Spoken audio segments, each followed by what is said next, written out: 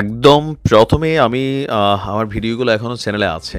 আমি তখন বলেছিলাম যে আমাদের ছাত্রদের মধ্য থেকে উপদেষ্টা পরিষদে যাওয়ার যে সিদ্ধান্তটা ছিল ৩ জন ছাত্রের, প্রথমে ২ জন পরে আরো একজন। এটা কোথাও না কোথাও ছাত্রদের একটা রং ডিসিশন ছিল। তারপরেও তারা সম্ভবত এখানে কি চলছে, সরকারের ভেতর কি ঘটবে, কোনো ষড়যন্ত্র তত্ত্ব হতে পারে, নানান জিনিসকে ক্যালকুলেশন করে তারা তাদের প্রতিনিধি দিয়েছিল। কিন্তু ৬ মাসের মাথায় এসে আমরা এখন শুনছি ছাত্র আন্দোলনের অন্যতম ২ সমন্বয়ক উপদেষ্টা আসিফ এবং নাহিদ তারা পদত্যাগ করতে যাচ্ছেন। এরপর পদত্যাগ করবেন উপদেষ্টা মাহফুজ। আর এই খবরটা আপনার এই মুহূর্তে সোশ্যাল মিডিয়াতে তোলপাড়, আর ঘটনা কিন্তু সত্য। তো কেন হঠাৎ করে উপদেষ্টা আসিফ, নাহিদ এবং মাহফুজ তারা আপনার এই পদত্যাগ করতে যাচ্ছে সমালোচনার মুখে? না, আজকে হচ্ছে জানুয়ারির ৩০ তারিখ, ফেব্রুয়ারির ১ তারিখ অথবা ২ তারিখ একটা ঘোষণা আসতে যাচ্ছে। সেই ঘোষণাটা হচ্ছে ছাত্ররা নিজের একটা রাজনৈতিক দলের আত্মপ্রকাশ ঘটাতে যাচ্ছে। আর সরকারের সমালোচনা করে বিএনপি বলছিল যে আপনারা সরকারের মধ্যে একটা গ্রুপ রেখা কিংস পার্টি বানাচ্ছেন। আবার উপদেষ্টা পদে থেকে আসিফ, নাহিদরা বা মাহফুজরা কখনোই কোনো রাজনৈতিক দলের সাথে কানেক্ট হইতে পারবে না, এটা হচ্ছে সংবিধানের একটা রুলস। তো সেই জায়গা থেকে তারা নিজেদেরকে পদত্যাগ করার পর তারা উপদেষ্টা পদ থেকে সরে গেল। তখন তারা গিয়ে রাজনৈতিক দলে আপনার জয়েন করতে পারবে, আগামীতে নির্বাচন করতে পারবে, এমপি হইতে পারবে।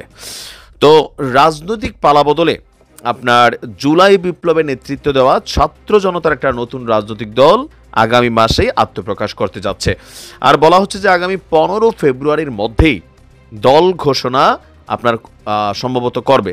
তো এর আগেই আপনার সরকারের উপদেষ্টা পদ থেকে পদত্যাগ করতে যাচ্ছেন তথ্য উপদেষ্টা নাহিদ ইসলাম, যুব ও ক্রীড়া উপদেষ্টা আসিফ মাহমুদ। আর আগামী জুন মাসে পদত্যাগ করতে পারেন সরকারের আরেক উপদেষ্টা মাস্টার মাইন্ড মাহফুজ আলম।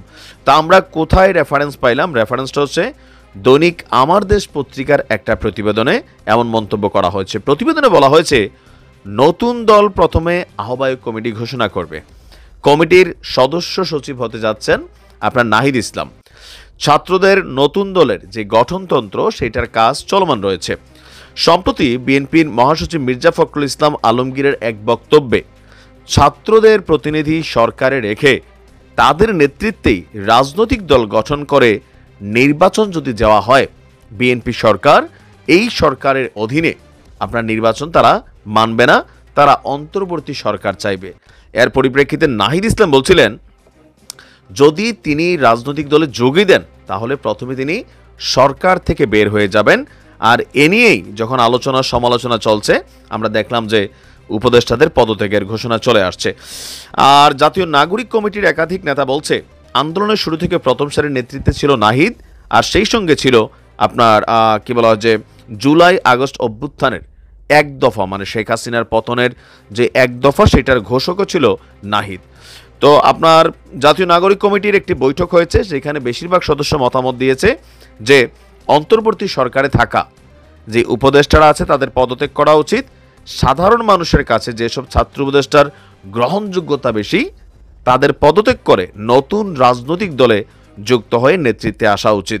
তো আমরা মনে করি যে সরকারকে প্রেসার ক্রিয়েট করতে হলে নিজেদের লোকদেরকে সরকারে রাখা যাবে না। কেন? ধরেন এখন যখন সার্জিস হাসনাতরা কোনো একটা বিষয় নিয়ে কথা বলে, সরকারকে সমালোচনা করে, তো সরকার তো তাদের লোকই। আর ডাইরেক্ট উপদেষ্টা আসিফ, নাহিদ আছে, তারা চাইলেই অনেক কথা বলতে পারে না। কেন বলতে পারে না? কারণ তারা পার্ট অফ সরকার। তারা কোনো কথা বললে এটা নিয়ে পাশের দেশ বা অন্যান্য দেশ মন্তব্য করার সুযোগ আছে, কিন্তু তারা যখন এই সরকারি পদে না থেকে রাজনৈতিক দল হিসেবে যে কোনো বক্তব্য দিতে পারে, এটা নিয়ে কিন্তু পাশের দেশ কোনো কথা বলার ওই রকম সুযোগ নেই। তো যাই হোক, যতটুকু আমরা বুঝতে পারছি ছাত্রদের এই রাজনৈতিক দল শক্তভাবে মাঠে আসতে যাচ্ছে, আর আসিফ এবং নাহিদ খুব শীঘ্রই পদত্যাগ করতে যাচ্ছে। দেখা যাক কি হয়। ভালো থাকুন।